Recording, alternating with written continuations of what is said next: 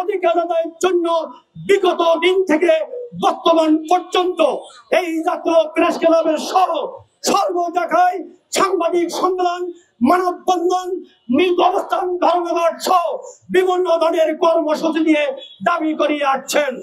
সাংবাদিক ভাইরা আপনারা নিশ্চয়ই অবগত আছেন, সর্বশেষ ছাত্র জনতা বিপ্লবের মধ্য দিয়ে 2000 সন্তান ছেলে নিয়ে ছাত্র জনতা শহীদের রক্তের বিনিময়ে এই অন্তর্বর্তীকালীন সরকার যখন 2024 সালের 8 সালে শপথ নিয়ে দায়িত্ব নেয়, সেই দায়িত্ব পরে 18 আগস্টে এই দেশের সকল শিক্ষক নিয়ে বৈষম্য শিকারের অনুসরণ করে আমরা স্মারকলিপি দিয়েছিলাম।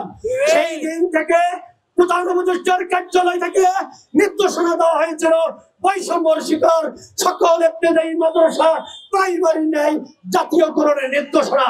কিন্তু যখন দেখলাম আমলাতান্ত্রিক জটিলতায় কাল কেমন করা হলো, সর্বশেষ জানুয়ারি মাসের 2025 19 জানুয়ারি 2025 সালে আবার এই জাতীয় প্রেস ক্লাবে জাতীয় দাবি আদায়ের জন্য মানববন্ধন কর্মসূচি দেওয়া হলো। কর্মসূচির মধ্য দিয়ে 26 জানুয়ারি প্রধান উপদেষ্টার কার্যালয় স্মারকলিপি আমরা আইন শৃঙ্খলার প্রতিবন্ধকতার মধ্যে আমরা পড়ে যাই।